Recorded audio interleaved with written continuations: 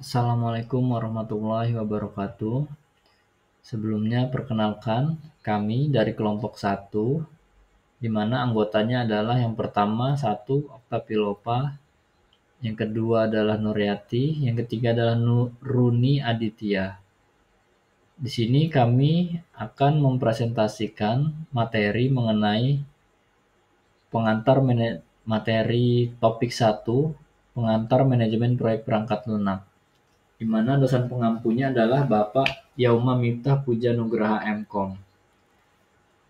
Selanjutnya, khusus untuk saya akan fokus membahas atau mempresentasikan materi mengenai konsep dasar dari pengantar manajemen proyek perangkat lunak.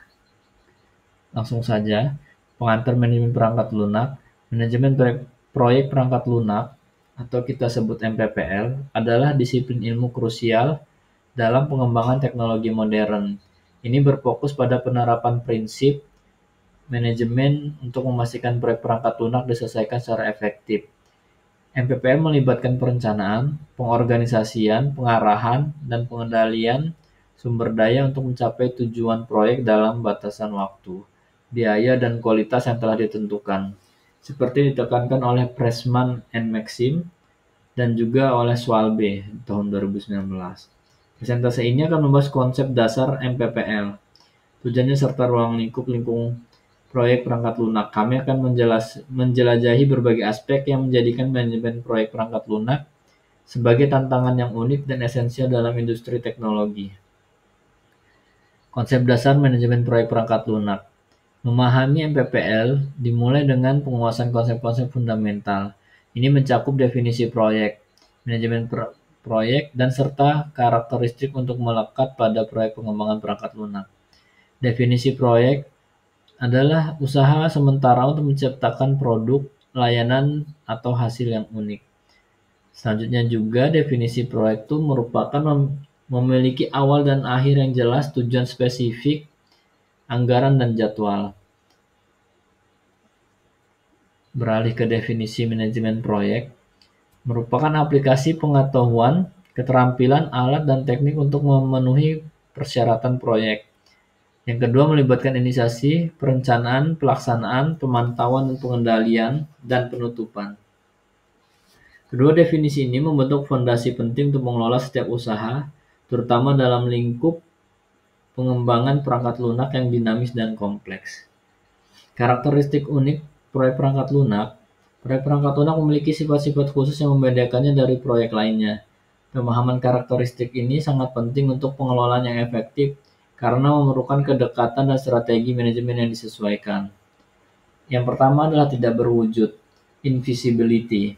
Kemajuan proyek perangkat lunak seringkali tidak dapat dilihat atau disentuh secara fisik, membuat pemantauan menjadi tantangan. Hal ini berbeda dengan proyek konstruksi yang fisiknya dapat terlihat. Yang kedua, kompleksitas yang tinggi. Pengembangan perangkat lunak melibatkan logika yang rumit, algoritma yang kompleks, dan integrasi berbagai sistem. Teknologi yang terus berkembang menambah lapisan kompleksitas ini. Yang ketiga, fleksibilitas dan perubahan. Kebutuhan pengguna dan persyaratan bisnis cenderung berubah sepanjang siklus proyek. Hal ini memerlukan adaptasi yang konstan dan metode pengembangan yang fleksibel, seperti pendekatan agil. Karakteristik ini menuntut manajer proyek perangkat lunak untuk memiliki keterampilan adaptasi yang tinggi dan kemampuan untuk pengelolaan ketidakpastian.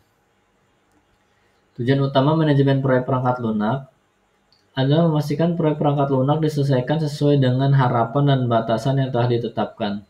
Ini melibatkan pengiriman produk yang berkualitas, tepat waktu, dan sesuai anggaran, sambil memenuhi kebutuhan pemangku kepentingan.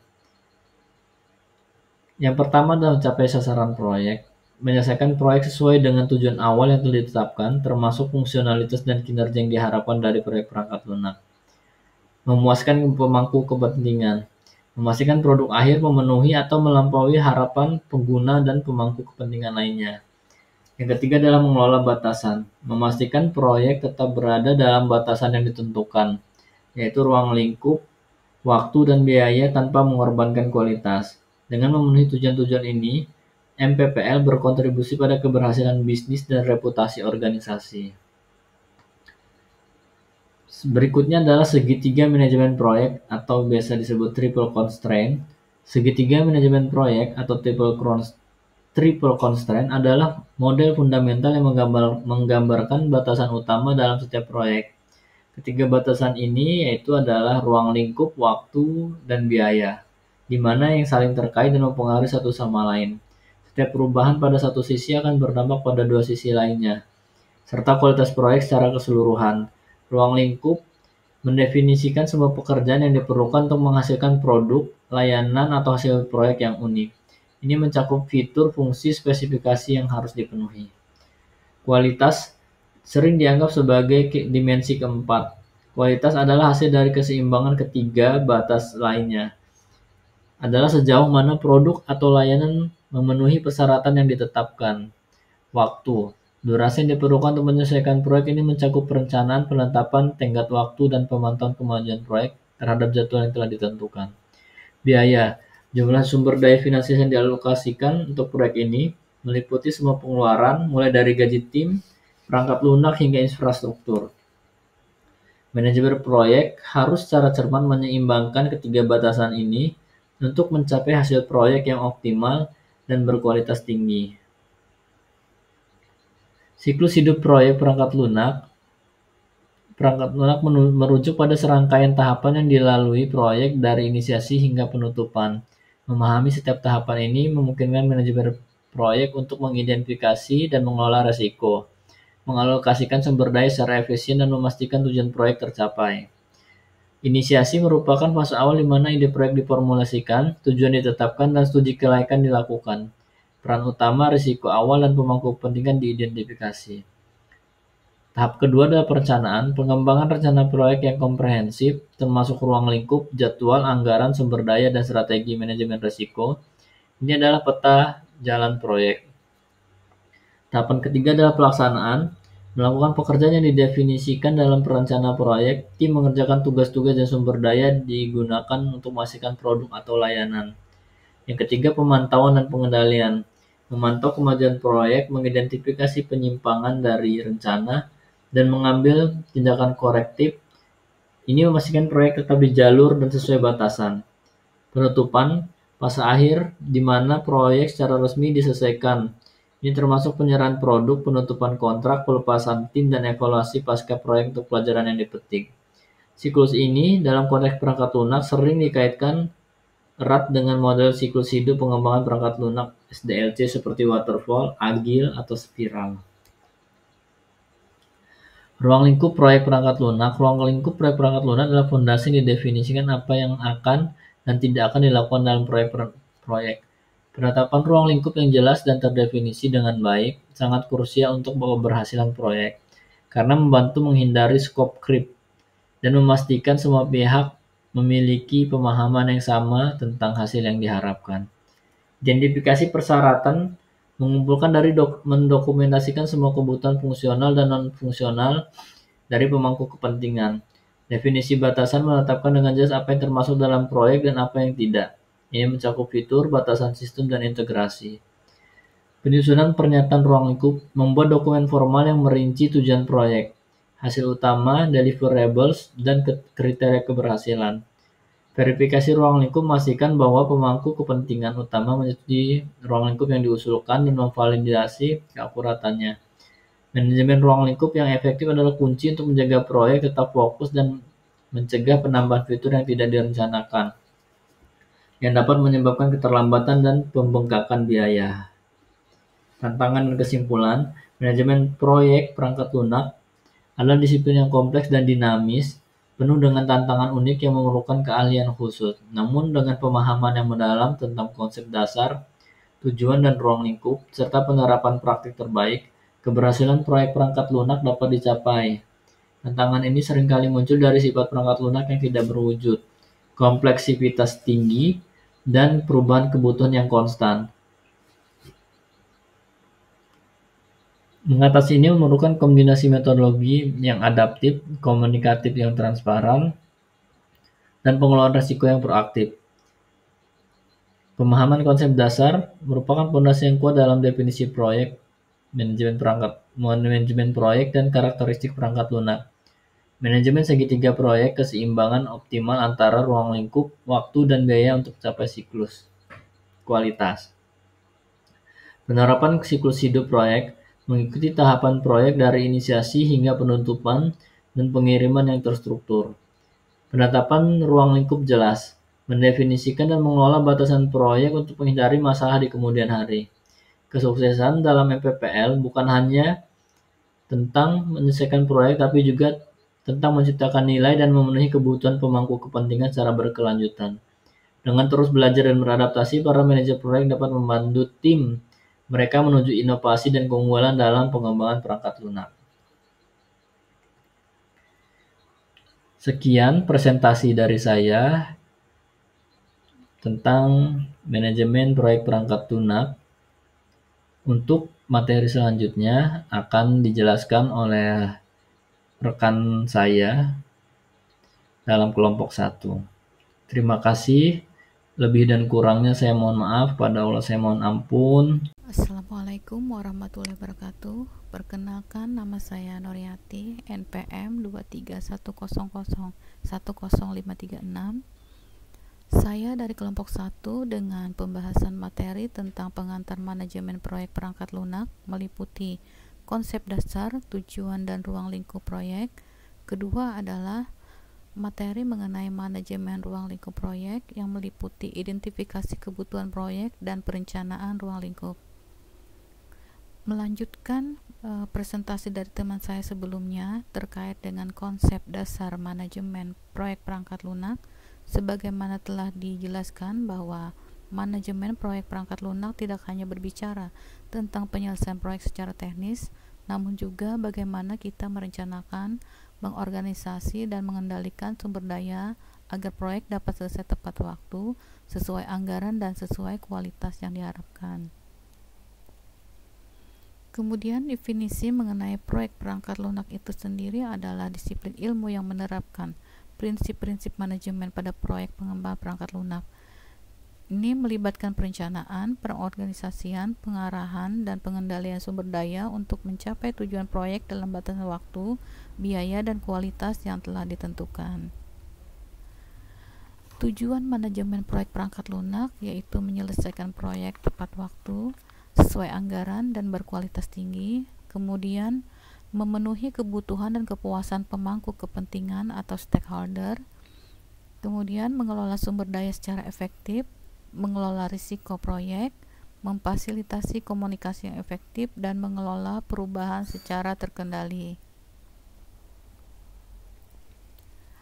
Kemudian komponen sumber daya proyek perangkat lunak terdiri dari 1. Ruang lingkup, 2. Waktu, 3. Kualitas, 4. Biaya, 5. Sumber daya, 6. Komunikasi, 7. Konfigurasi, dan 8. Risiko.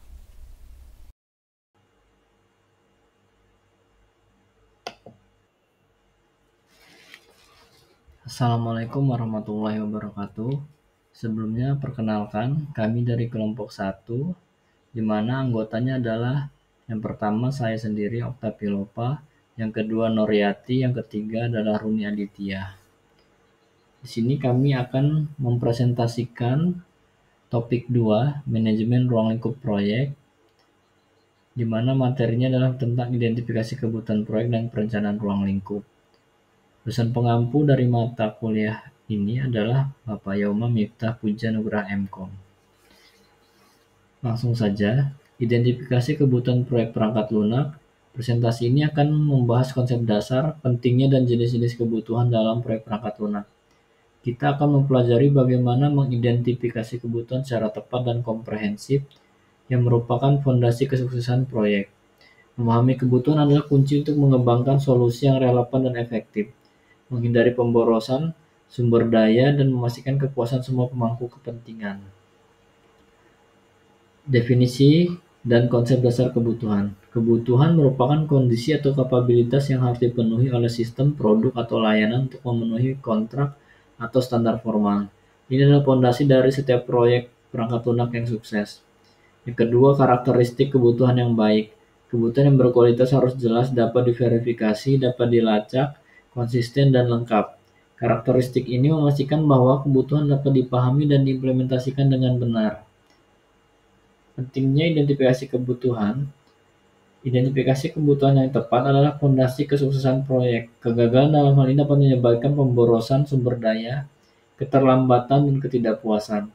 Sekitar 60-70% kegagalan proyek perangkat lunak disebabkan oleh masalah manajemen kebutuhan. Jenis-jenis kebutuhan, bisnis dan pemangku kepentingan. Kebutuhan bisnis, tujuan tingkat tinggi organisasi atau pelanggan yang menjelaskan mengapa proyek dilakukan, bersifat strategis, jangka panjang dan dapat diukur dengan KPI. Contohnya meningkatkan penjualan online sebesar 40% dalam 12 bulan. Kebutuhan pemangku kepentingan. Kebutuhan dari stakeholder spesifik tentang bagaimana mereka akan berinteraksi dengan solusi, melibatkan stakeholder internal, pengguna akhir manajer, dan eksternal pelanggan atau regulator. Contoh kebutuhan pemangku kepentingan. Yang pertama, manajer penjualan. Membutuhkan dashboard real-time untuk memantau kinerja tim dan laporan analitik yang dapat dikustomisasi untuk presentasi bulanan. Yang kedua, customer service membutuhkan akses cepat ke riwayat transaksi pelanggan dan sistem yang dapat menangani beberapa sesi chat secara bersamaan. Yang ketiga, pelanggan ingin dapat melacak status pesanan secara real-time dan berbagai opsi pembayaran yang aman. Kebutuhan pemangku kepentingan sangat bervariasi tergantung pada peran mereka. Memahami perspektif setiap kelompok sangat penting untuk membangun sistem yang komprehensif dan memuaskan. Kebutuhan solusi dan non-fungsional. Kebutuhan fungsional menjelaskan perilaku atau fungsi yang harus dimiliki sistem. Apa yang sistem harus lakukan? Contoh, validasi login, manajemen produk, proses pembayaran. Kebutuhan non-fungsional itu menjelaskan kualitas atau batasan sistem, bagaimana sistem harus bekerja. Meliputi kinerja, keamanan, keandalan, kemudahan penggunaan, skalabilitas, dan kompatibilitas. Kategori kebutuhan non-fungsional itu seperti kinerja, keamanan, keandalan, kemudahan penggunaan, skalabilitas, dan kompatibilitas. Kebutuhan non-fungsional sangat penting karena menentukan kualitas pengalaman pengguna dan keberlanjutan sistem dalam jangka panjang. Selanjutnya adalah kebutuhan transisi, yaitu migrasi data. Contohnya adalah mengkonversi 500.000 record pelanggan dari MySQL ke PostgreSQL. Yang kedua, pelatihan dan adopsi. Contohnya adalah program pelatihan, dokumentasi, dan dukungan untuk pengguna akhir. Pelatihan 8 jam untuk 50 staf customer service. Operasi paralel menjalankan sistem lama dan baru secara bersama dengan sinkronisasi data. Contoh menjalankan kedua sistem selama 1 bulan untuk validasi. Teknik identifikasi kebutuhan itu ada 4. Yang pertama adalah wawancara, workshop dan fokus group, observasi dan job shadowing, dokumentasi dan analisis sistem existing. Berbagai metode pengumpulan kebutuhan dapat digunakan untuk memastikan cakupan yang komprehensif. Setiap teknik memiliki keunggulan tersendiri dan menggali informasi dari berbagai sumber. Kesimpulan dan praktik terbaik adalah yang pertama melibatkan stakeholder, gunakan berbagai teknik, dokumentasikan yang jelas, validasi secara berkala, kelola perubahan. Baik, itu saja presentasi dari saya. Untuk topik 2, materi selanjutnya akan dibahas oleh rekan saya dari anggota kelompok 1 juga. Terima kasih sebelumnya, lebih dan kurang saya mohon maaf, pada Allah saya mohon ampun. Wassalamualaikum warahmatullahi wabarakatuh.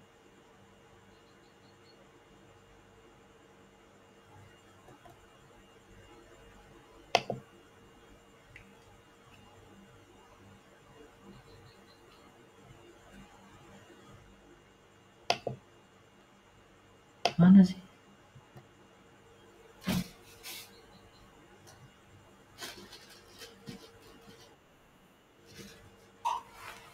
Mana hasilnya?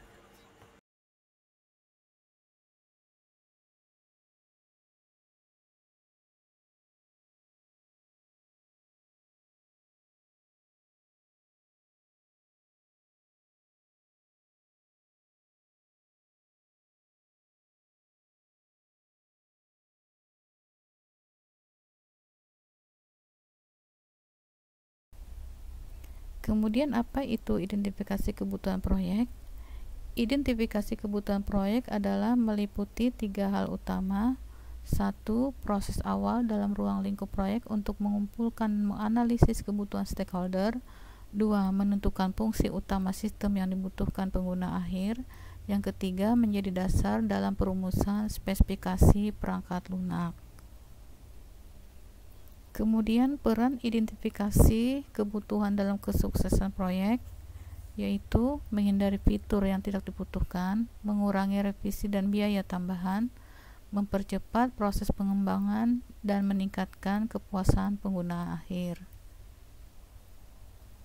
Stakeholder atau pihak-pihak terkait dalam proyek perangkat lunak, yaitu pemilik sistem, kedua pengguna akhir, 3. Analis sistem, 4. Developer, 5. Manajer proyek, dan keenam adalah pihak eksternal.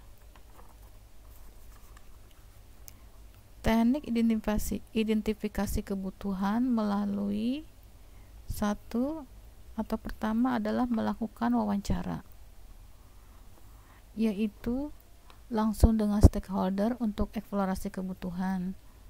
Kedua yaitu dengan observasi proses bisnis, yaitu melihat bagaimana pengguna bekerja saat ini. Ketiga, dokumentasi dan studi sistem lama, yaitu referensi sistem sebelumnya sebagai acuan. Kemudian yang keempat adalah use case, di mana menyusun alur dan interaksi pengguna dengan sistem. Yang kelima adalah workshop atau FGD, yaitu diskusi lintas fungsi untuk menyatukan perspektif. Jenis-jenis kebutuhan proyek perangkat lunak adalah 1. Kebutuhan fungsional, contohnya sistem harus dapat mencetak laporan inventaris. Kedua, kebutuhan non-fungsional, contohnya adalah sistem harus mampu memproses 1000 transaksi per jam. 3. Kebutuhan bisnis, yaitu contohnya meningkatkan efisiensi pelayanan publik. Yang keempat adalah kebutuhan teknis, yaitu contohnya aplikasi berbasis web dengan keamanan role-based access. Dari uraian pembahasan di atas, maka dihasilkanlah identifikasi kebutuhan proyek yang terdiri dari hasil wawancara, daftar kebutuhan prioritas, use case diagram, serta draft awal dokumen spesifikasi kebutuhan software. Demikian presentasi dari saya. Semoga presentasi ini dapat menambah wawasan kita semua. Sekian dan terima kasih. Wassalamualaikum warahmatullahi wabarakatuh.